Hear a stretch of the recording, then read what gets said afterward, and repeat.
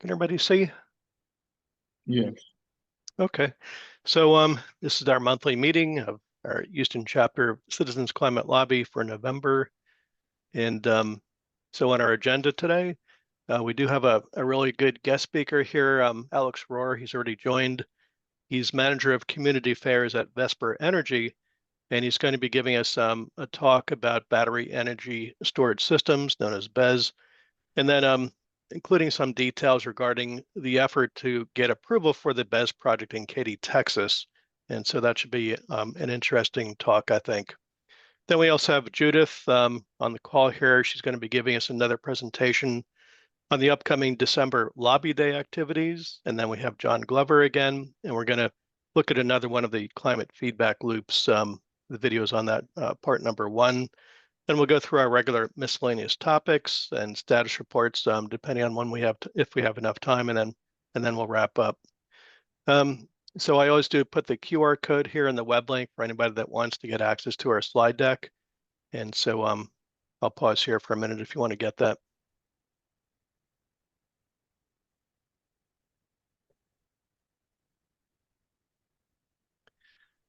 Let me also put that into the chat. Just give me 1 minute.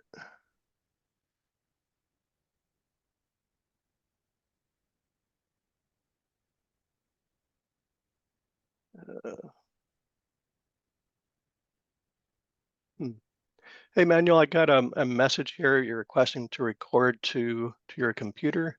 Not sure what that was. Maybe I accidentally clicked it. But if so, you can ignore that. I don't know why it's saying Okay. All right. that. All right. I just put the media agenda slide deck web link into the chat, so it's out there.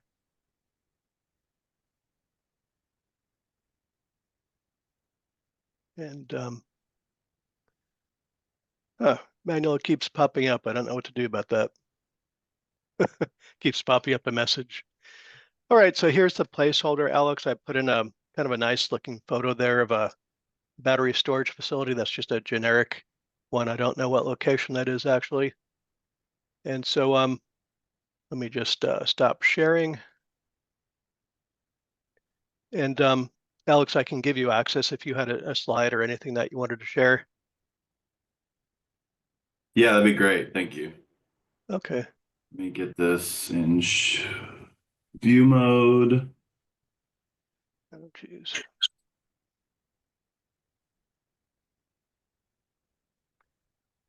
Okay. Are you all seeing? I didn't quite give you access yet. Let me finish. No, yeah, sorry. The thing just Gonna, popped up on my main oh, okay. screen. I'm going to make you a co-host. There we go. All right, you should be able to share now. Oh, 1 sec. Getting my screen situated. There we go.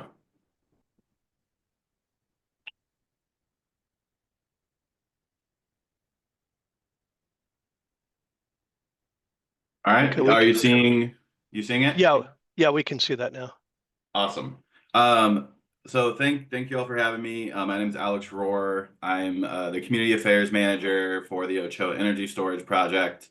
I work at Vesper Energy. The project, after receiving unanimous approval from the Planning and Zoning Board in the city of Katy, we actually were denied at the city council level recently. And so with that, Joe had asked me prior to that final vote, Joe had asked me to come on and talk about battery energy storage systems. And after that vote, I kind of was thinking about what I thought might be useful to y'all as activists. I was a former newspaper reporter. I worked with Citizens Climate Lobby folks in Lynchburg, Virginia for a bit as a reporter and worked on electoral campaigns. So I was thinking like, what is going to be useful to activists? And so I want to talk about a little bit more about the broader ecosystem around this, including in Houston in particular. So just to kind of fill in some gaps, maybe some of what you all might have been reading in the news and just kind of seeing what's going on in your neighborhood and maybe think about what you all want to do to support that effort and see if, yeah, I guess just talk about that. So just a little bit about Vesper Energy. So that's the company I actually work for. Ochoa is the project. We're an experienced utility scale solar and battery energy storage developer. We have our teams collectively developed about 10 gigawatts of renewable energy assets across the country or across the world. And currently we've got about 16 gigawatts in our pipeline. That's close to 50 projects, and about 11 of those are in the state of Texas. 3 of those are in the Houston area, and I'll talk about this a little bit more, but 3 of those are Houston area battery energy storage projects, and that's because there really is a significant need for grid reliability in the Houston area. I'm sure I don't have to tell you that. So what is battery energy storage? They're what they sound like. They're large utility scale batteries that connect to the grid. They collect energy when it is cheapest and most abundant, and put it back on the grid when the costs are highest and when demand is highest. And so that does a couple effects. It helps prevent blackouts and brownouts because it disperses the availability of electric resources. It makes sure that energy is available when it's needed and where it's needed. And then it also helps lower electric costs. So adding that lower cost energy has just proven to help lower costs, reduce those price spikes that you all are experiencing or have experienced in ERCOT. They use lithium ion technology, your cell phone, except for the highest quality of that. Really common technology that we're found is found dispersed throughout our society. Joe's picture was actually better than the one I have here, but they're about the size of shipping containers that you'd pull off that would be on a semi truck. No, there's no emissions during normal operations, no runoff. They just sit there, absorb energy, and put it back on the grid. And they're relatively quiet. They can comply with any local noise ordinance. Like in Katy, we would have had to comply with the same ordinance that a home or a school or any other anything. There's only one noise ordinance there for every type of zoning, so we would have been able to meet that. To just give you an idea of sound. Here's another example of a project. This is Plus Power's Gambit Energy Storage in Angleton, Texas. Just another view of it. So energy storage in ERCOT. This map, it's a little dated, so there's probably actually a lot more dots. I just don't have the most updated version. But this represents the projects that are either in operation or in development across the state of Texas. There's more than 3 gigawatts in operation in ERCOT of battery energy storage systems. And the reason there is, so Texas is actually the leading pipeline of any state for battery energy storage system development. California has the most in operation, but Texas is likely to eventually pass California in that. And that is because there really is a significant need for grid reliability, rapid response, and lower cost of energy. ERCOT, you may have seen that ERCOT said that within the next 5 years, they need 72% more energy resources. And one of the reasons that are at peak demand, that's not like every day, but when the highest demand is there, they need 72% more than they have now within 5 years. And one of the real benefits with that timeline in mind is that battery energy storage system, because they should be located next to current transmission lines. You can add that capacity without having to build a transmission line, which is a significant challenge. And takes up significant space. So you can kind of work with the existing infrastructure and get the most of the energy already being generated. And although it is, we say it is it's part of an all of the above energy strategy, because it will absorb energy from every type of generation. It is an important part of the transition to renewable energy. A little bit about so I've got a couple points here from the storage and the ERCOT Summer 2024 operational market review. Texas economy is growing. People are coming there. Businesses are coming there. Data centers are coming there. And with that economic opportunity, with that growth, comes a significant energy need on a grid that is already facing significant challenges. Along with all that, more extreme weather is becoming increasingly common. As I know you all know, it's probably why a lot of you all are here. June through August was the 6th hottest summer recorded in Texas. Last summer was actually a little bit hotter, but peak load in 2024 still met the same, was comparable to 2023. And if you think so, the summer 2024's highest demand days required 7 gigawatts more than 2020, just to give you an idea of growth. To give a comparison, the Ochoa Energy Storage Project is a pretty large battery energy storage system at 500 megawatts.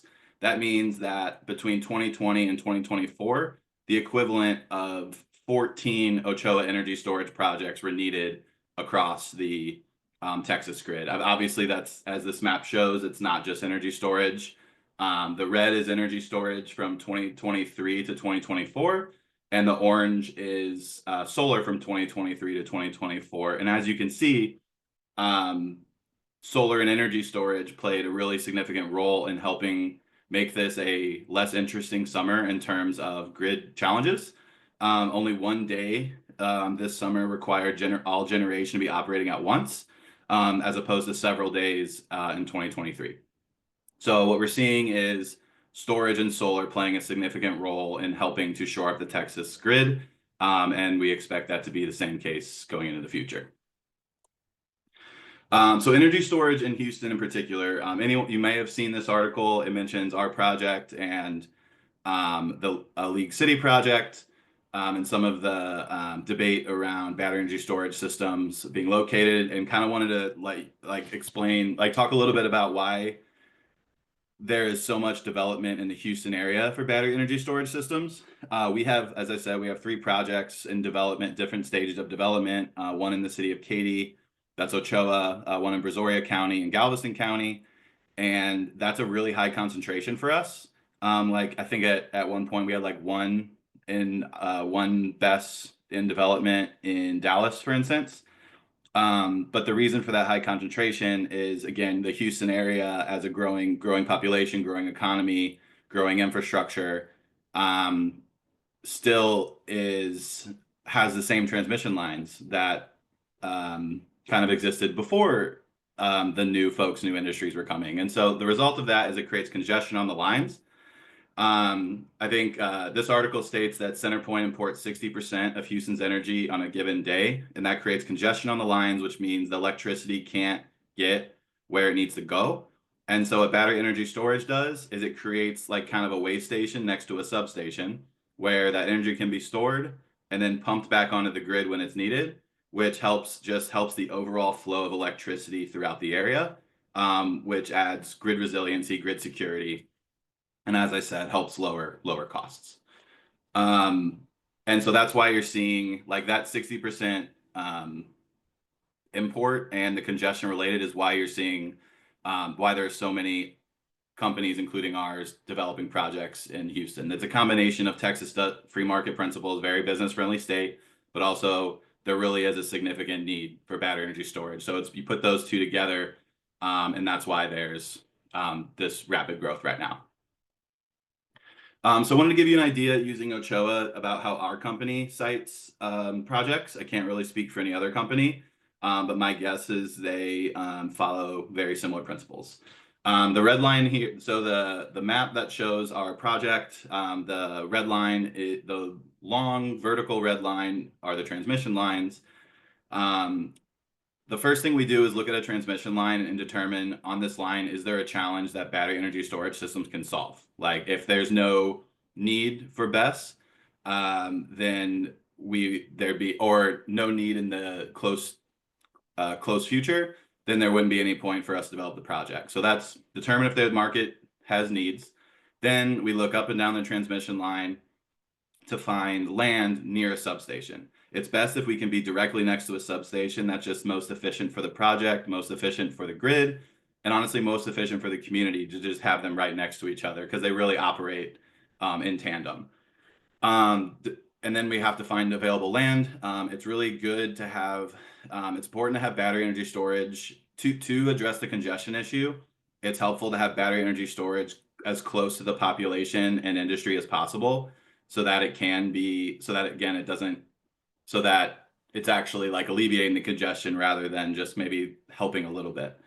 And so in a city like Houston or in a metro like Houston, it can be challenging to find a good location for that. And so that's why we thought this was a really great project, or is a really great project, because it's in an industrial zoned area. It's on undeveloped land, and there were some floodplain issues, but those can be engineered around. And we're working with, I'm trying to think of the name, but a local engineering company that has a lot of experience with this. So that's what us and many folk, I think the Planning and Zoning Commission agreed with that it was a good spot for this type of project. Just Joe asked me to talk a little bit about what a kind of what a timeline might look like for a best project. And so this gives you an idea, like any type of development, whether it's a mall or a housing development or an energy development, it's going to take years. Each one's going to be different, but so I wanted to give an example of this one in particular. In late 2022, we identified the Katy substation because that's kind of where we start looking as a potential opportunity, and then began a land campaign in 2023, did our, prepared our interconnection study with CenterPoint to make sure that there is capacity on that line, to make sure that there's a reason, basically to make sure that there's a reason to develop that project from a grid perspective, and not from us an economic perspective. Started meeting with groups like the Katy Area Economic Development Council, had submitted our application, got feedback from the city that our initial site directly next to the substation wasn't a good fit. So we moved across the street into the industrial zoned area, started meeting with other local leaders like the fire marshal and fire chief, who both supported this project at the city council meeting. And then continue to do the different studies that you do with any type of development project through 2024.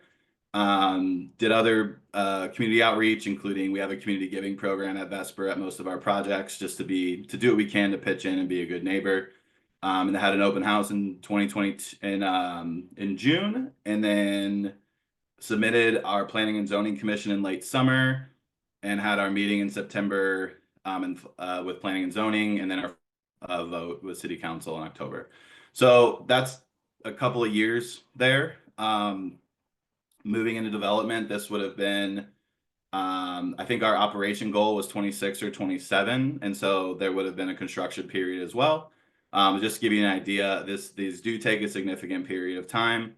And I know one thing that I would have done differently for this project is I would have gotten in touch with Joe sooner and engaged with your group sooner at early parts of this project. I generally focus really locally, but I think there's a great opportunity for folks like yourself to kind of help if you decide you want to support a project, to help us reach people, like kind of use your citywide or metro-wide approach, like kind of audience to hone in on Katy or wherever the community is specific potential supporters. So and the earlier we can do that on our end, and the earlier folks like yourself can be engaged, the better. I wanted to run something by you, so there are significant tax benefits for the community. We would have paid about $39 million in taxes over 40-year life of a project. I think one thing I wanted to just touch base on that's a challenge, not advocating any action on this, but I just thought it might be useful for you all to think about, is on every one of my projects throughout the state of Texas, that's from outside of Amarillo to San Antonio to rural areas outside of Dallas, including the suburban areas where we have storage. So the rural areas are solar projects and the suburban areas are more solar or storage. It is communities are, we kind of do an analysis of what the tax revenue we're paying, and then we talk to the communities about that. And what they're telling us is they're not getting the benefits of that education funding, because where I don't know a ton about it, but just the education formula in Texas is fixed. And so it's just kind of an interesting challenge for companies that we're paying these taxes, but ultimately it's going to the state instead of the community. So it's just something that we've come up with, and it's kind of a challenge in terms of communicating the local benefit of the project. There are benefits to the education system, but it's a little more wonky through like bonding payments and that sort of thing. So it is helpful, but just not as clear and easy to communicate. So commitment to safety, that's obviously incredibly important. That's a #1 priority at Vesper for any project that we're developing. You may have seen different battery energy storage systems have had thermal runaway events that result in a fire. Many of those projects, I believe most of those projects, if not all, are older projects that were developed before the National Fire Protection Association kind of had got involved in kind of determining regulations and rules and standards for battery energy storage safety. And so, and they also use, generally those are using a different chemistry than we use that is more prone to thermal runaway events. You can see this map that shows in the orange, you have battery energy storage, the development of battery energy storage and the implementation on the grid. As you can see, that is exponentially increasing. And as you can see, the number of failure events is decreasing at the same time. And so I think that's a really important thing for people to understand.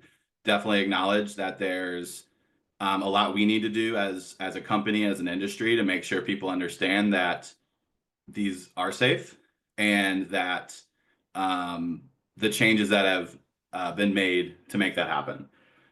So if you look at the picture, you can see the doors on there. Basically what those represent is compartments. And what the compartments do is they're rigorously tested to make sure that a thermal runaway event can't propagate from container to container. And that means it mitigates any kind of thermal runaway event to one small area.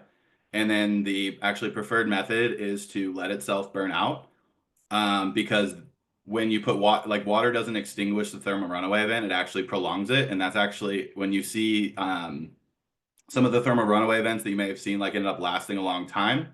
One of the things that happens is either they're a different type of container. There's a lot of them are building solutions, which is very different from what we do. Another is that they've put water on the thermal runaway event, and so it keeps restarting. So if you let it burn itself out, consume itself, then it actually goes away pretty quickly. They are strictly regulated now, and they're monitored 24/7, 365, can be taken remotely offline if there is the potential for a thermal runaway event to occur. So I talk about the kind of the off-gassing that when you're letting it consume itself, understand that is can be worrisome to some people, but we want to make sure people understand what that actually means. And so we run I think all of our storage projects at this point, we're running what's called an air dispersion analysis. And what that shows is we test how many different, basically test different points for a thermal runaway event to occur across the project, then examine at the project's fence line what the toxicity level. And what we found is on this project that in that worst case scenario, the toxicity level would be below the National Institute for Occupational Safety and Health relative exposure limit, which is based on worker exposure over a 10-hour workday and 40-hour work week. So no smoke of any kind is good. But this just kind of shows that it would meet the NIOSH standards. In addition to that, the toxicity is really, and this is from the fire marshal on this project, it's really no harmful than any other type of smoke. And then generally, BESS is no more likely at this point to catch fire than any other type of industry. And so I think it's incumbent on us to just make sure people understand that these are safe and that they are, how beneficial they are to communities. And I think if I were gonna consider, if I was gonna be a volunteer supporting one of these in my neighborhood, I would ask questions about an air dispersion analysis and see if that was run. Because we do also use 5 years of local historical wind data. So we actually make sure we know where the wind's gonna be blowing, how hard it could be blowing, and that sort of thing. So that might be, if you're considering supporting something like that, is to ask about that. Ask about the air dispersion analysis. That could be kind of help you to make sure that you're supporting something that you want to bring to your community. I wanted to touch base on a couple of things about talking about energy storage. The work that I'm involved, I gave you a little bit about my personal background, but which I don't usually do. But I'm one of the reasons I am involved in this work is because I believe in addressing the climate crisis. But that for me is, I almost never talk about that in my work. And so just my understanding of the CCL is that you're a pretty pragmatic organization. So just wanted to hit a couple of kind of main talking points that I've found to be helpful. Just referring to reliable energy and affordable energy are huge. that affects everyone. It cuts out of any kind of partisan muck, I guess, or kind of debate. Everyone wants cheaper bills. Everyone wants to have their lights on and air conditioners running. And so those are really helpful. Talking about it in terms of an all of the above energy strategy is very helpful.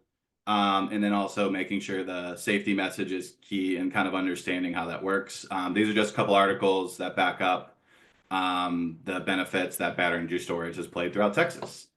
I'm not sure if I'm running too long, but that's what I've got, and I can answer whatever questions I can. Remember, I'm the community affairs guy, not the developer or engineer or someone smarter than me. So I'll do my best. Hey, Alex, thank you. We still have plenty of time. So, really, really good presentation, and thank you. It really, we always love when people dive into the details because we're kind of geeks here, and we we really like that. So, getting back to the Katy project, one of the questions that I had, and I was not able to attend that council meeting. I had just gone away on my vacation. I was out of town and just away, and so maybe if you can just provide some feedback on how did that meeting go and what were the key deciding factors for the council decision on that? So I don't want to go too much in detail because some of what I know from not being at the meeting, or I was at the meeting, but from no otherwise. But my understanding is we very so there was an initial city council meeting in which the vote was to be scheduled. We gave our presentation. There was a public hearing. About 5 people spoke in favor. No one spoke against the project. One of the council members delayed the vote, and then basically 2 weeks passed, and then another week passed, and from what it sounds like is a group of individuals with significant influence in the community decided to oppose the project pretty last minute, and were able to put a lot of pressure on city council members who I believe were likely to support the project, and they spoke at the public hearing, but I think a lot of it was phone calls and emails and texts and a lot of conversations before the meeting that ultimately decided it. I mean, there were concerns at like the fire marshal, the fire chief support this project. To me, in my community, that's probably those are the people I'm going to trust to determine the kind of issues people were talking about. I think the biggest thing is they were afraid of something new. They've seen some of the worst case scenario, or they've seen worst case scenarios in other communities. Again, like I said, that's generally older technology before NFPA was involved with kind of setting up regulations and standards. It's a different chemistry than we use, but I just think there was enough last minute community opposition that we weren't able to counter with community support. So I think there were enough city council. I believe there were enough city council members just before significant public pressure that would have approved the project. I'm fairly confident of that. Is there any possibility of bringing that back for another vote, providing additional data, studies, whatever, to try to alleviate whatever the concerns were and going back for another vote potentially? We're still deciding what our next steps can be. That is legally possible. That is something we can do. We're still deciding what the best next path is. Well, it's good to hear that maybe it's not totally dead at this point.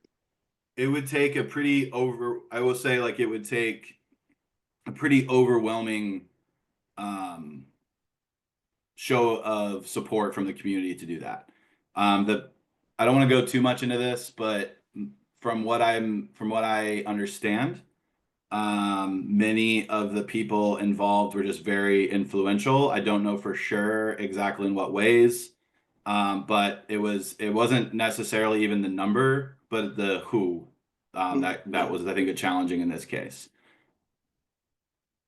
What did I think it's like, okay, please don't repeat me on this because I don't know it for sure, but from what I've been the rumor mill, that the people are campaign donors. So, but I don't know that that's 100% true. I probably shouldn't tell you that because I haven't fact checked it myself. Thank you. John Glover, your hand is raised. Go ahead. John, if you can get closer to the microphone, it's a little bit hard to hear you. Was the side near or on top of expensive property? I mean, are people voting their pocketbook because of their housing developments, or how can you analyze for us what the problem was? I think so. That was a point that was made. It is about the property does border the school, so that was kind of used as the argument. But from the actual school, there is an outdoor learning center nearby, but we met with the leaders of the outdoor learning center. We met with the principal of the school. We met with the operations of the superintendent, and they felt comfortable about the safety of the project. So I also tried to meet with like Booster Club and school and PTA members, but wasn't able to reach folks. But the school was used as, I think, a big part of the argument regarding safety. Personally, I think it was. I would encourage you all to read the article. I think let me talk. I don't want to.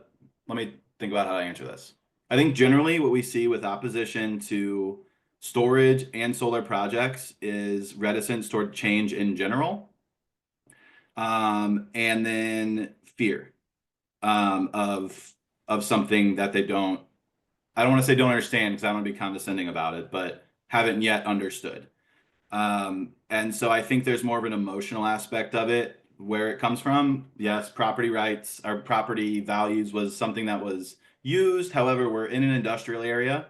It shouldn't really be any different than any other industrial use. We're backed up behind other buildings. Like we were pretty tucked away. Like no one would really see that project. There's on the other side of the transmission line, there was a forest, which is part of the outdoor learning center, but there's a chunk of it that is just trees they don't use. So, I don't know. Does that answer your question? Yes, thank you. Go ahead, Mark. Yeah, thank you, Alex. Very informative. My question, I was just wondering about those other two proposed sites in Brazoria and Galveston County. Have you come up against this, or are you not there yet, the opposition? Well, they're both in counties, and so we don't need a special use permit just because of the way the zoning works in Texas. So it's not like Brazoria. There are some people who live in proximity to the project in Galveston County, not very many, and not that yeah, not very many. Brazoria. We had a pre-development meeting with their county, and I talked about I kind of was like, what is there anything you recommend to do for community outreach? And they just kind of looked at me like, what? The project is in a really remote area. It's not really by anything else. And also they have a smaller storage project, I think, in that community already. And so the fire marshal is like, we get it, we understand, like I know how this works. And that's always very helpful. So you're going forward with those? That's my understanding. Development, there's always something can happen, and this is just the community relations part is just one piece of it. But yeah, I mean, those projects are moving forward right now. When are Judith? they expected Oh, to finish? What was that? I'm sorry. When are you expecting those to start up? I don't have that off the top of my head right now. I think probably operations are around 26 or 27, but I'm not 100%. Okay, thank you. Yep. Judith, I saw your hand raised. Go ahead. Yeah, so permitting reform is one of our big pushes, and I was just wondering if you could talk about how permitting reform would help you. So I want to caveat this by, although I have worked at state legislatures in different capacities, I'm not on our legislative team. So I don't want to I don't want to misrepresent my expertise on the issue. Generally speaking, I did talk to our vice president of government affairs, and what she said is, I think the big things at I think at the state level, like looking at is parity. Like we want renewable energy to be treated like any other type of energy. In some cases, there's likely to be efforts to be harsher on renewable energy than other types of energy. And then on the other side of it, I think there are places where we're trying to have kind of existing methods for treating renewable energy differently removed. So there's kind of like coming at it from both sides. But I think the goal at the state legislative level ultimately is parity, like just fairness. Like part of like all the above energy strategy, let's treat us all equitably, because you can't treat us all the same, because there's different. You can't treat us exactly the same, but you can treat us equitably. I have a follow-up question related to that. So for the League City project, which actually did receive city council approval, I guess a month ago or something, I saw the article in the Houston Chronicle, and I saw that one of the comments that was made by one of the councilmen, I believe, was something to the effect that he said if the city did not approve it, the city was concerned that there would be eventually some state legislation that would pretty much force their hands to accept it in any case. And so, Manuel, this may get back to you and Rep. Shaw, that there may be some kind of a push here or some opportunity in the Texas state legislature to actually address this type of issue to prevent pushback from some cities without any real valid reason to allow it to go forward. It seems like a very high priority for the state and for ERCOT. These types of projects have to be able to go through. Maybe you can provide some feedback on that from what you know. I'm not too sure. I would have to talk about the rep on capitalizing on an opportunity like that. But I am going to share these notes and I can get back to you next meeting and let you know what she says. Thank you. Of course. Anybody else? Oh, go ahead. If Sorry. if anyone is interested in looking at the type of bill that might be helpful, I would recommend taking a look at Michigan's bill for siting. I think so. I've got one of my colleagues that we talk a lot, and I've listened to podcasts about it. So I don't know all the details, but my understanding of the way the Michigan bill works is it kind of forces everyone to come to the table.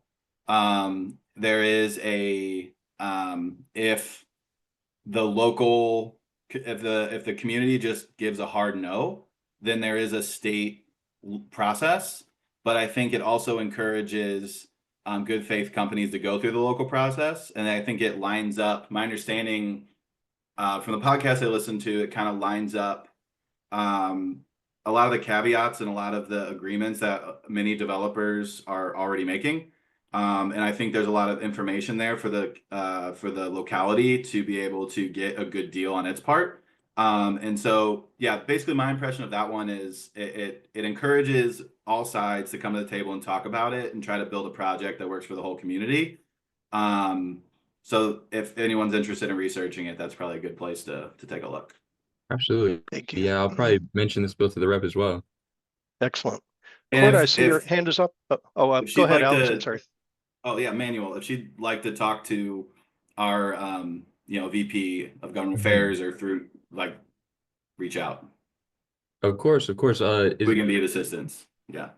Yeah, could you put your email in the chat or Yep. your contact info, and then yeah, we can reach out as well. That'd be great. Thank you so much. Yep.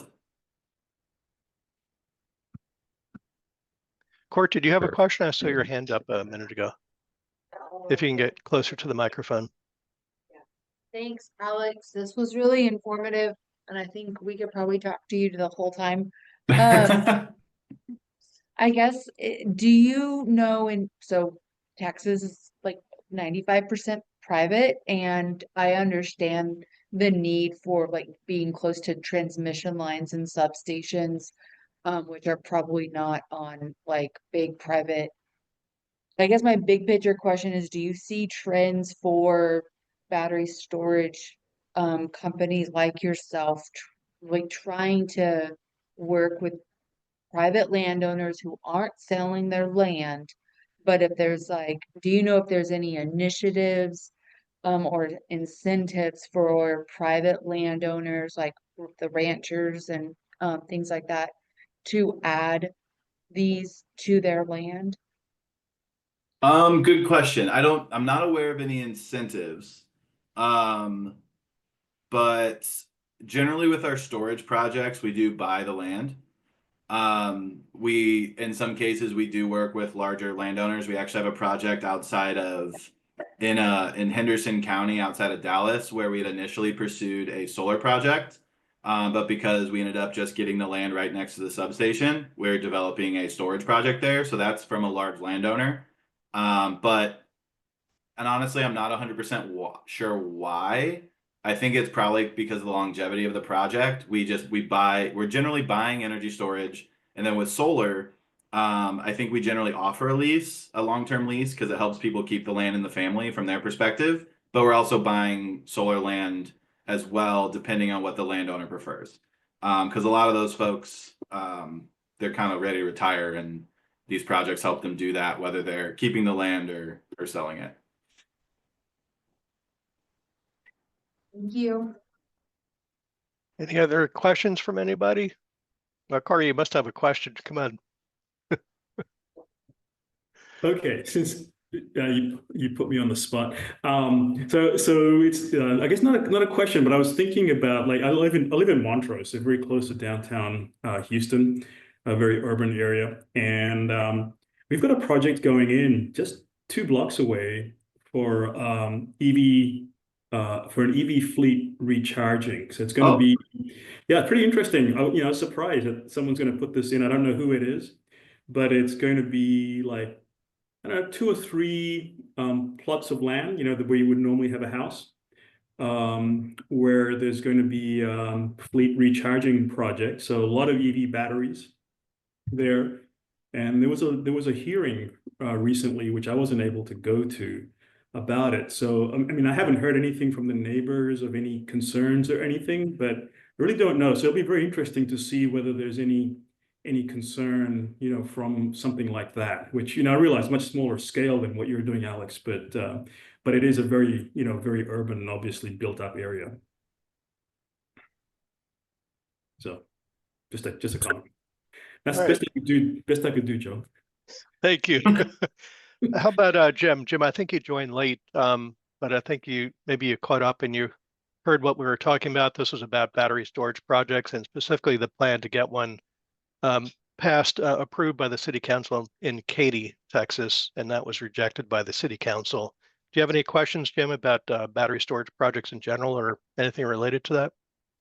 No, I did think the comments on the impact were interesting, because there is a legacy Katy oil field in the area that clearly has a durable impact that people have been living with, and so they're familiar with some of the light industrial impacts in that area over time. And if you're curious, one little piece of the Katy oil field you can see as you drive by on I-10 between Greenhouse and Fry Road, there on the north side.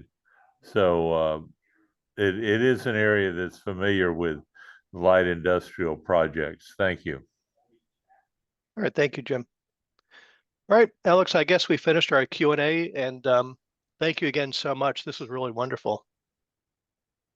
Yeah, thanks for having me, Joe, and nice to meet everyone. Appreciate the dialogue and just your interest. So I'm gonna hop, but have a good rest of your meeting and weekend. Thank you again. Bye. All right, I'm going to share my screen and I'll bring up the agenda again. Let's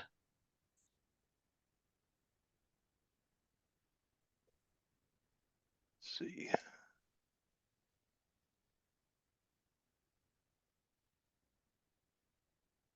All right, let me know if you can see.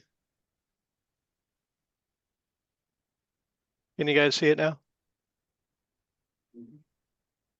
Was that a yes? Yes. All right. All right, so the next topic we're going to go through, Judith is going to give another presentation on CCL lobbying. And Judith, I'll click on the link here and then you can go ahead and walk through that. Looking at my audience today, I think I'll make it shorter than I would have if there had been a lot of newer people here. Yeah. But so for the fall lobbying sort of meeting to-do list, You should be scheduling meetings now. They should be scheduled ideally for the week of December 9th through 13th. They can be online or in person. I talked to John Sigrin, who's the liaison for Texas 29. And he's got a bunch of school kids, so he thinks he's going to do his in person. But you're welcome to do either one. Inviting constituents also should be happening as we speak. You might delay that a little bit to see if you can get a meeting scheduled first so that you know what to tell constituents. And inviting constituents is easier if we've been bringing them along all year long.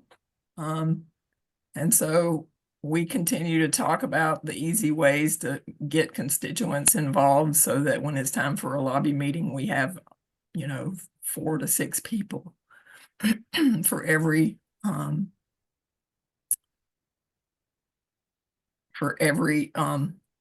district. The training and research is on the Preparing Lobby Day page on the CCL site. You need to prepare a slide deck or an agenda and have a planning meeting to do that.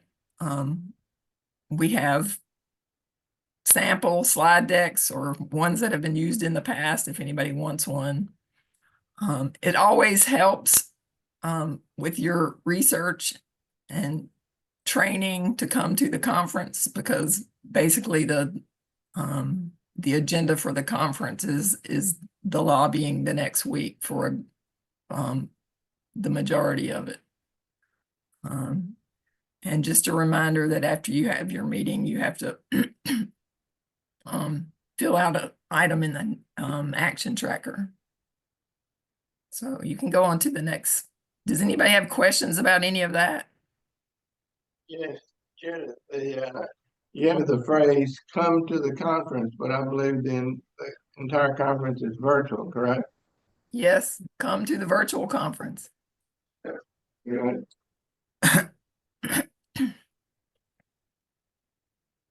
And it is Friday and Saturday and not Saturday and Sunday if people haven't already signed up and don't know that. I think everybody here knows about the roles in the lobby meeting as well as how to conduct the lobby meeting. So I'm just going to ask anybody if they've got questions about that. I think that's like the next 3 slides.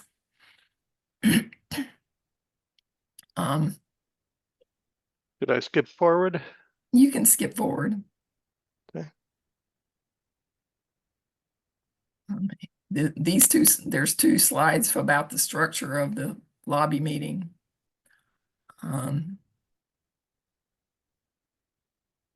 Judith, Yes. do you know which districts we have covered so far in our area? So usually for the people for Lizzie Fletcher, and I don't usually do anything about that one. And there are a couple more that I don't have to do anything. I am working on a meeting for Texas 18, which is Sylvester Turner. I'm working with somebody for 09, which is Al Green. John Sigrin is working on a 29. Those are the 3 that I have decided that I'm going to work on. And if anybody wants to help or attend any of those, they can. I'm working with, I can't remember Tochi's last name, but I'm working with Tochi, who I hope will eventually be the lobby liaison for 09 for Al Green. Has anybody else got plans going? Hey, Judith, it's Wakar here. Yes, I've got a group of people in Texas 07. We had one meeting. And So we're planning to have another meeting in about a week or so. Got a question for you. Things have sort of been thrown up in the air a bit with the election. And there was an email from Brett C saying, hey, we're trying to figure out what we're going to focus on. Previous to this, it was pretty clear we were going to focus on lobbying for permitting reform. Do you know where we stand? Are we still for sure going to be, in terms of setting up meetings, it's usually helpful to say, hey, this is the couple of topics we're going to actually talk about. So do you know where we stand with that? I've made a couple of assumptions. I'm more than 90% sure that permitting reform will be one of the asks. And I think that you can assume that this lobbying effort will be with the lame duck Congress. And they'll be focusing on the new Congress in the summer. Yeah. With new issues, because I think that's the only thing that we can do right now. But that's an assumption I made. There is a meeting on the 21st. If you go to the calendar on the CCL website, there are Wednesday meetings where they give updates. So you could attend one of those anytime. But the 21st is the official meeting where they give out the information about the asks. Yeah. Yeah, no, thanks. I'm aware of that meeting on the 21st. It's just a little bit late, in terms of It is. Yeah. So okay, no, that's fine. Just wanted to check your understanding on that. The other question, I would suggest that you also update yourself on the Energy Innovation and Carbon Dividend Act as well as the Prove It Act, because that's the only thing I can think of that they might. I can add one more item to that, Makar, and then Jim, I see that your hand is up. We'll go to you next. When we get to one of the other slides in the slide deck for today, there is a topic that's directly related to what potentially could be included in the lobbying. We'll get to that when I get to that slide, but it's an interesting topic. Jim, go ahead if you have a question. No? Oh, your hand is up. Okay. Judith, I'm going to go ahead and share again. Did you want us to go through the other remaining slides there? I don't know that it's necessary because most of it was focused at new people who haven't really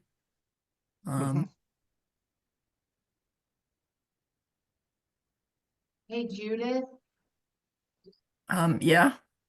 who is John Segrin district?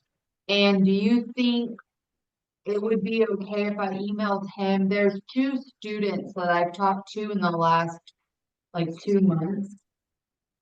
They might not be in his district, but this might be a good opportunity for them.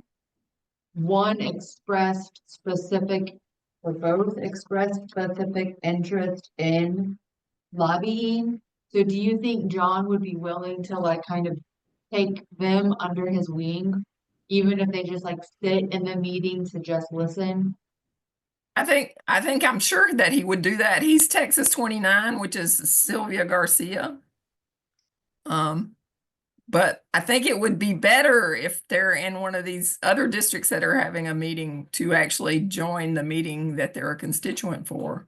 So if you could find out what their district is, they might be able to join another meeting. But okay. John Segrin is absolutely wonderful with kids because he's a high school teacher and he's taking his high school kids. So Mark, go ahead. Have you been in touch with Dan Burns about Wesley Hunt's district? I have not. I spend more time working on the districts that have no liaison.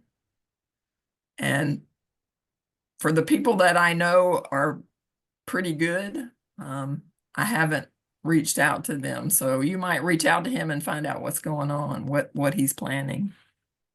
Okay, Hey, thank you.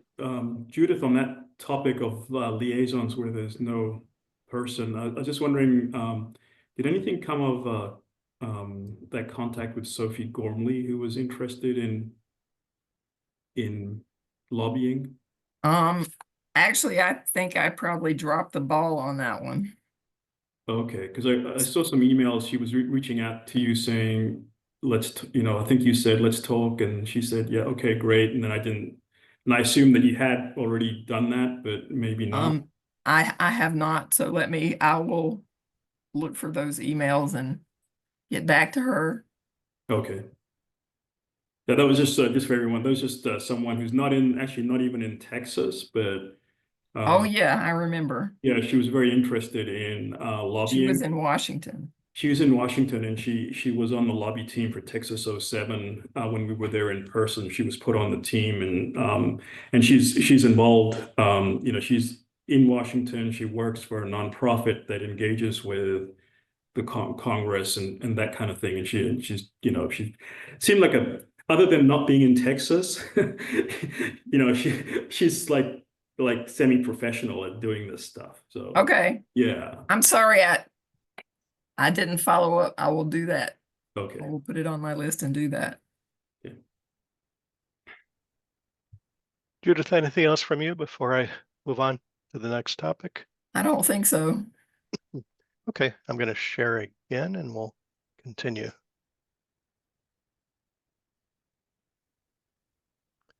All right, so now we're up to John's next climate feedback loop video. I'm going to play that.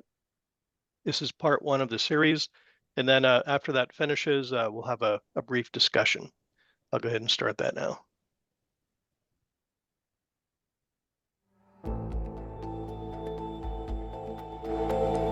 Earth is warming, caused by the burning of fossil fuels like oil, coal, and natural gas, filling the atmosphere with heat-trapping gases like carbon dioxide, methane, nitrous oxide, at levels humans have never seen before.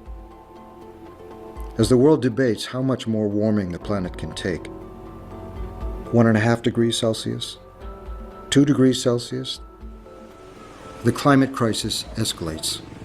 The problems are that the world is becoming too hot for the present distribution of people, agriculture, human welfare, and human interests. And it's getting worse. But it's more than our emissions heating the globe. Something else is at work here. The rising temperatures are setting in motion Earth's own natural warming mechanisms that then feed upon themselves. George Woodwell, a distinguished scientist and a lion of the environmental movement, has been sounding the alarm about them for the past 50 years. In a 1989 Scientific American article, he wrote that warming caused by human activity, rapid now, may become even more rapid as a result of the warming itself. 30 years later, climate activist Greta Thunberg repeated his warning, calling them irreversible chain reactions. The popular idea of cutting our emissions in half in 10 years only gives us a 50% chance of staying below 1.5 degrees and the risk of setting off irreversible chain reactions beyond human control. 50% may be acceptable to you, but those numbers do not include tipping points, most feedback loops, additional warming hidden by toxic air pollution, or the aspects of equity and climate justice. So what exactly are irreversible chain reactions? What scientists refer to as feedback loops. A feedback that everybody is familiar with is an audio feedback, where if you put a microphone too close to a speaker, you get this terrible high-pitched screaming. And that happens because the sound comes out of the speaker and it goes back into the microphone. That's called a positive feedback because it amplifies the loop. Instead of the guitar, emissions from fossil fuels are the input which add heat-trapping gases to the atmosphere, raising Earth's temperature and setting in motion self-perpetuating warming loops. Warming as a result of the warming itself. That ever-growing screeching noise is an apt analogy for the damage that human-caused feedback loops are wreaking on the planet. Scientists have identified dozens of feedback loops already in motion. It's imperative that we understand them if we're going to solve the climate crisis. As the climate warms, forests, once removers of carbon, release it back into the atmosphere as carbon dioxide, or CO2. Frozen ground in the northern hemisphere thaws and emits CO2 and methane. These are the kinds of feedback loops that lead to further warming, triggering the release of even more heat-trapping gases and raising the temperature even higher. In this series, we will highlight 4 of the major feedback loops impacting climate: the melting of sea ice in the Arctic Ocean, increased drought and fires in the world's forests, the decay of organic matter from permafrost thaw in the northern hemisphere, and disruptions to the jet stream and our global weather. Each amplifies warming, and combined, they are spinning out of control. If we take action now, we could slow, halt, or even reverse them before it's too late. If we don't, the planet will reach a tipping point where we will lose the world as we know it. And what does that tipping point look like? A simple example of that would be if you push a ball up a hill, at some point you're going to get to the top of the hill and it's going to roll down the other side. There are some things like that in the climate system where it's really hard to get it back once it's rolled down to that other side and now it's sitting in a new valley. With more than 7.5 billion people on Earth, a change this great would spell catastrophe. Humans are well suited to the world we've known. The sun's radiation passes through atmospheric gases, primarily oxygen and nitrogen, to the Earth's surface. Some radiation is absorbed by the planet and the rest would bounce back to space if it weren't for a tiny percentage of gases like carbon dioxide, methane, water vapor, and others that trap heat and warm the atmosphere. These heat-trapping greenhouse gases make up less than 1% of the total atmosphere, but they are essential in regulating the temperature. Without them, we would freeze, but too much of them would overheat the planet. Both are possible and have happened in Earth's geologic past. So the kinds of things that keep climate scientists awake at night stem from their familiarity with the geological record that shows that the climate is capable of very abrupt changes. There are feedbacks operating in the climate system that may temporarily go out of control, if you will, and drive the climate to a different state. We cannot rule out that we may be in for such. So we don't fully understand them, but we worry about that a lot. These radical changes include extreme temperature swings. During periods known as Snowball Earth, it got so cold the planet was covered completely in snow and ice. These alternated with hothouse climates, when virtually all the ice melted. Dinosaurs lived at the poles, where forests and swamps flourished. These abrupt shifts were caused by complex global processes. This is the first time that humans have been responsible for an abrupt change. Today, Earth would naturally be in a cooling trend, but because of human activity, it's not.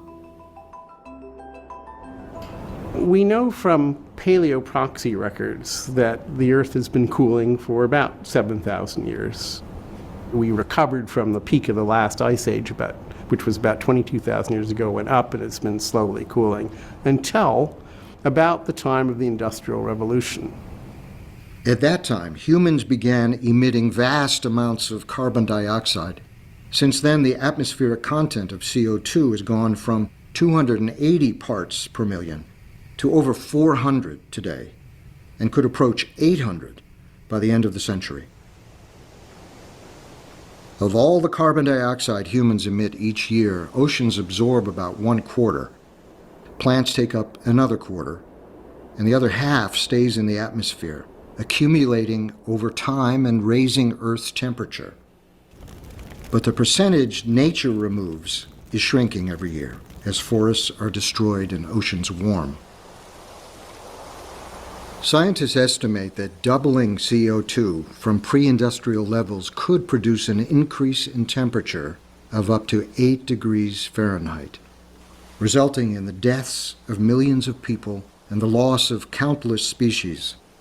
It's this human-caused warming that's kicking off Earth's natural feedback loops and heating up the planet further. National Medal of Science recipient Warren Washington, a groundbreaking climate pioneer, began creating computer models in the 1960s to predict the future of atmospheric warming and the role feedback loops play. The question always was, how do we see the feedback mechanisms working realistically? We really don't know if we got the right amount of feedback in our models, because they're so complicated in many cases. We had to do a lot of experimenting. That experimenting, coupled with observations, paid off. Because of that groundwork, today's models have more accurately predicted what we're seeing today and what our future holds. This kind of research is crucial to understanding the policies we need to implement to avoid disaster going forward. Climate policy really should be designed to avoid crossing the important thresholds, avoid crossing the important tipping points, and avoid setting off these important feedbacks. Because we need to essentially ask the question, how much warming is okay? Is 2 degrees okay? Is 1.5 degrees okay? We really don't know the answer to that very well. And yet we continue to add more heat-trapping gases to the atmosphere, setting off irreversible chain reactions.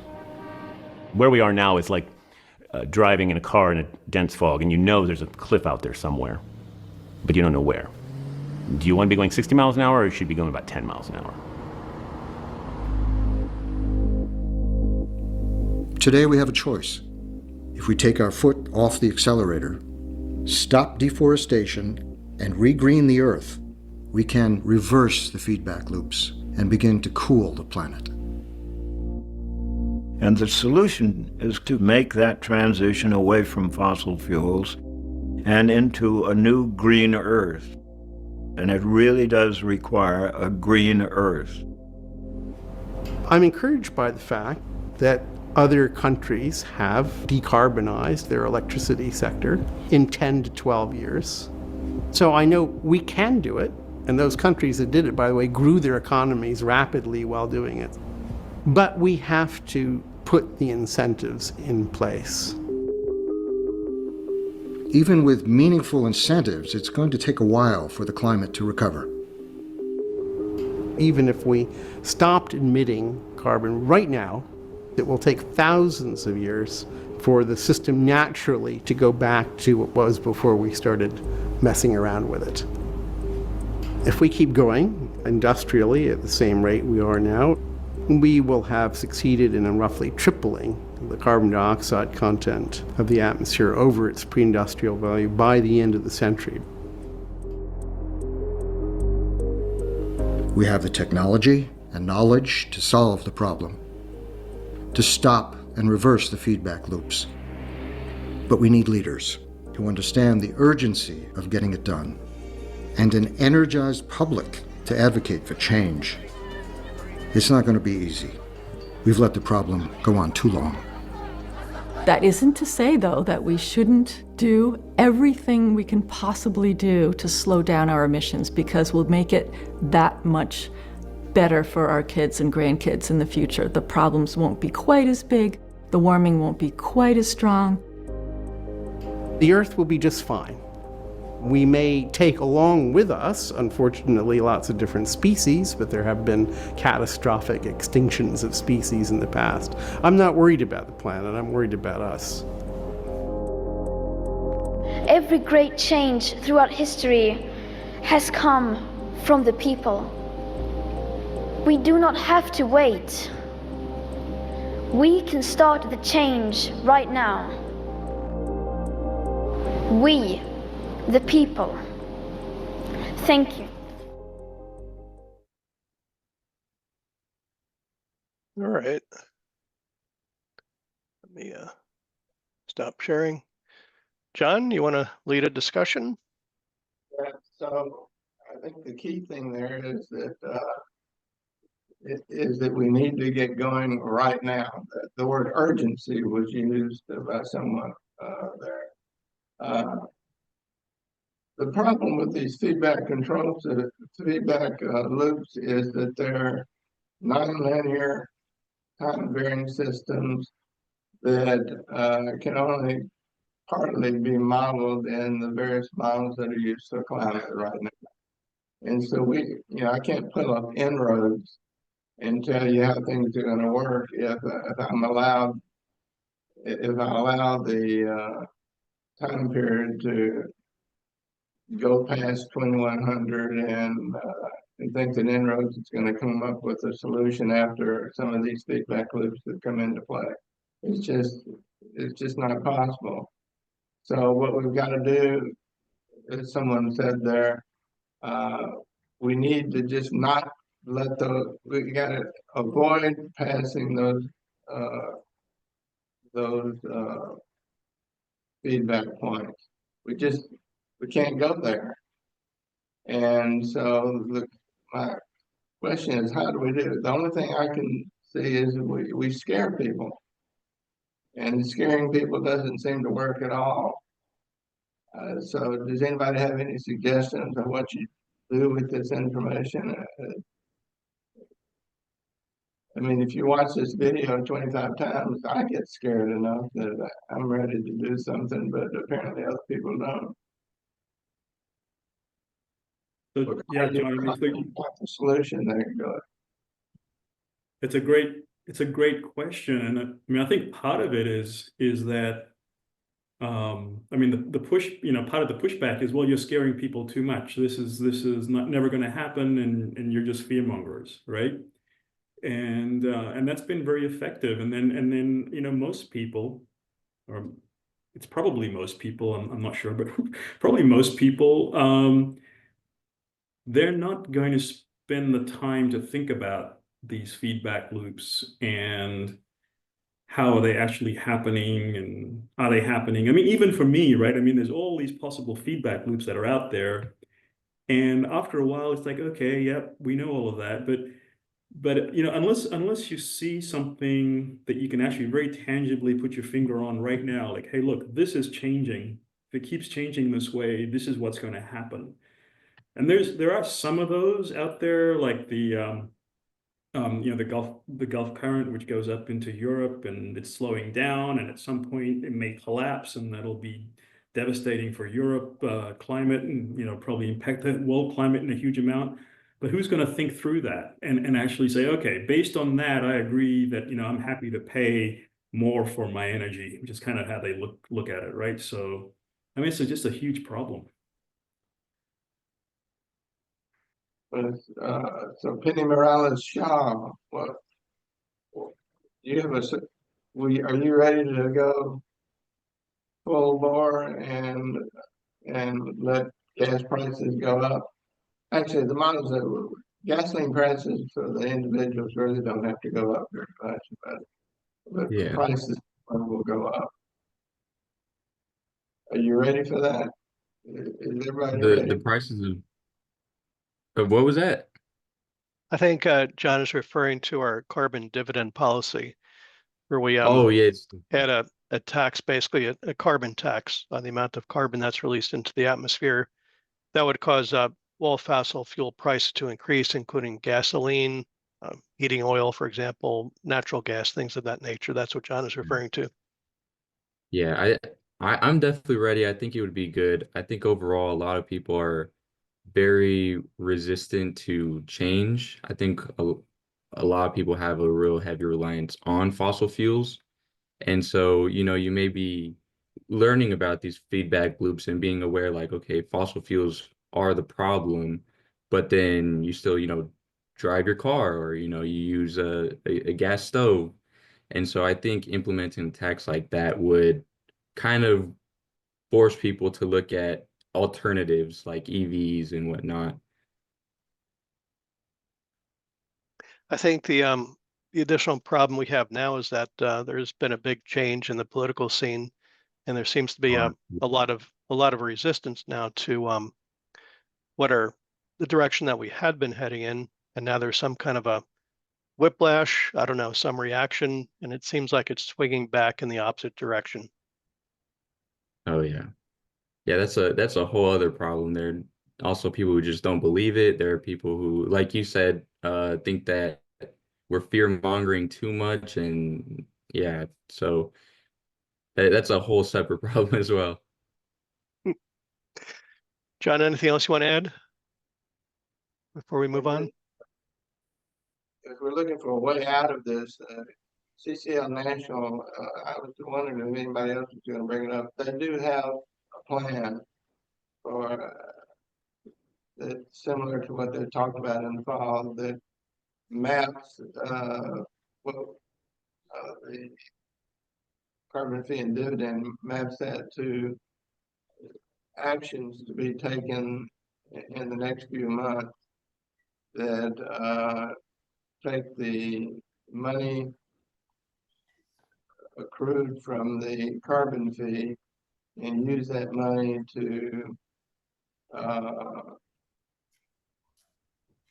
address like the tax. I'm going to cover that on one of the slides coming up in just a minute or two. Because what they're going to do is basically, our position is before has been that the carbon fee and dividend, the dividend was important because that went back to the individual people.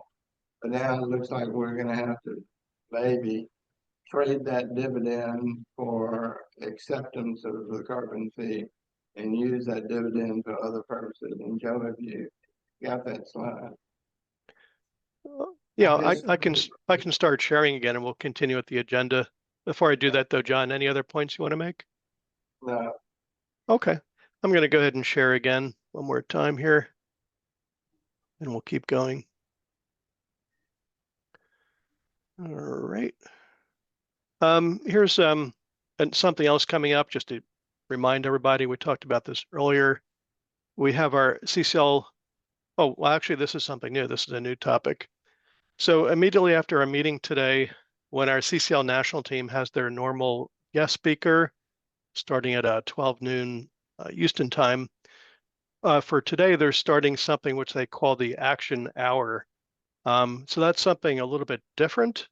And the way that it was explained was that during the call, they want people to participate in taking some specific actions. And so I'm not exactly sure how that's going to work, but it does start right at noon Houston time. And for anybody that's interested, the same methods are here to join that, either through the cclusa.org meeting or by phone or the live stream web link. So that's something a little different. Here's the reminder about our national conference coming up this fall. That's actually in December 6 and 7. And the link is here for anybody that wants to register and attend, and that's all via Zoom virtual meeting. Okay, this is the slide that John was referring to. I shared this during our steering committee meeting this week. And so, of course, with the change in the political scene nationally, the question is, what is our direction going to be? And so I came across this. This is a recent CCL training webinar that was recorded. The title is called Learn More About Carbon Pricing Opportunities in the Next U.S. Congressional Session. For anyone that might be interested, the web link is here to click on. It's too long for us to play it here. It's about a 50-minute webinar video. But again, why are we even talking about this? What possibility could this possibly have in the next Congress? But, these are the reasons. So why is this a viable option in the next Congress? And these are the 3 key points that were made during the training. Number 1, revenue is needed to extend the expiration of the 2017 Trump tax cuts. Those are going to expire. The assumption is that Trump is going to want to renew those and let them continue. And the question is, where is the revenue going to come from? Point number two, revenue is needed just in general because of the federal budget deficit. And point three, of course, in response to the European Union's carbon border adjustment mechanism to avoid penalties against US companies that export their products to Europe. So although this seems like an impossibility, there are some key reasons why this actually could happen in some manner. And so this might be something that might be addressed during the training for the upcoming lobby days. So just keep your eyes open and be aware of this. Hey, I'm going to keep. Could I say something real quick about that? Like, yeah. Point number three. So this is, as far as I understand it, avoiding penalties in Europe is only going to work if we have a domestic carbon price. It won't happen just with carbon border carbon price. That's what we're talking about here is a carbon price would be applied and number three would then be used in that balance. Yeah, but the strategy that I heard is border first, carbon border price first. So which would address points 1 and 2. But you would need a domestic price to address point 3. And that's what was discussed in this presentation, as far as I can recall, that it would be border first carbon pricing. Joe, is that your understanding? Because point 3 doesn't fit with just border first. That's my whole understanding. The Prove It Act has been a very controversial discussion because it's basically a border adjustment without a carbon fee. And yeah, I guess my feedback, well, Carl, all the points you mentioned are valid points. I think my takeaway here is that in this training, they were trying to introduce that there are some possibilities that could occur. I don't think they were necessarily specifically stating what would be the direction, but just that there could be a lot on the table for future discussion. And I think that was the main point, just for everyone to keep their minds open and just understand that there could be some possibilities. And of course, more specifics are needed and a lot more discussion is needed to see what can actually be done. Yeah, I agree with that, Joe. Okay. The money from the carbon fee is a huge pot of money. It's going to be really quite large. And so the point is that we need to start thinking about how we can trade that off for stuff that gets us a carbon fee. Yep. All right, I'm going to keep going because we're kind of running out of time here. I do have one more video. It's a short one I want to play. We've had this in the agenda the past couple of meetings, and because we've run out of time, we've never played it. So I'm going to go ahead and play this, and then by that time, we'll probably be ready to end the meeting. But again, this is an oldie from some prior years, but it's kind of inspirational. So I'm going to go ahead and play that now.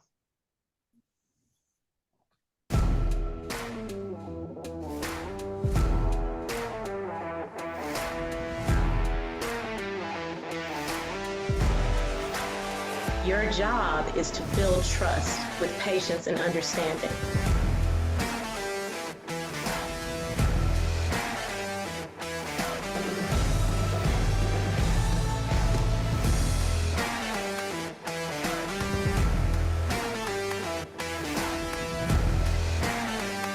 Of course, the climate's changing. I support the Energy Innovation Act. It is a bipartisan, common sense approach to solving this problem. Fighting climate change is a lot like physical training. You just have to build up for it.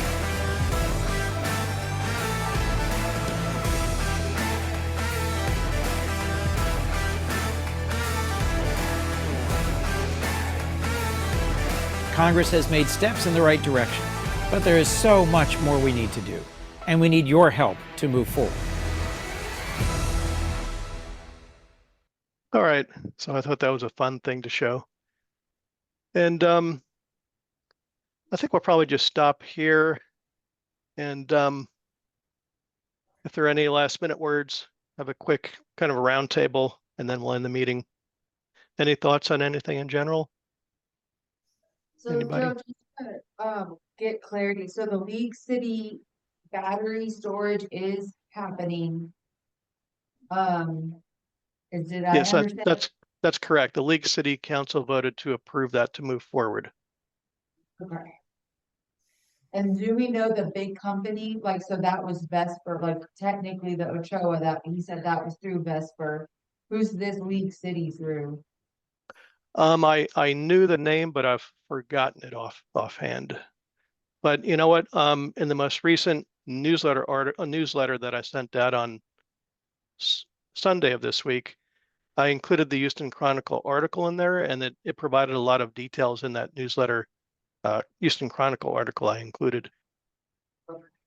Thank you. You're welcome. Anybody else? Any last words? Go ahead, Jim. First, thanks, Manuel. Thank you. Please thank the representative for having you attend this to keep up with things. She's been a great supporter. Also, because I'm a science guy, this week in either the WAPO or Times, I saw a fairly alarming article about the biological contributions to methane. And it's from some of the warming that we're seeing in some of the natural systems. And we know about the biogenic methane contributions from the permafrost melting, particularly in Siberia and Northern Asia, a little less so in North America. But that was really interesting, not completely unexpected, but certainly the trends are not encouraging for another one of the impacts of our warming world, if you're not alarmed enough already. So anyway, thanks, and everybody have a safe week. Thank you, Jim. Anybody else?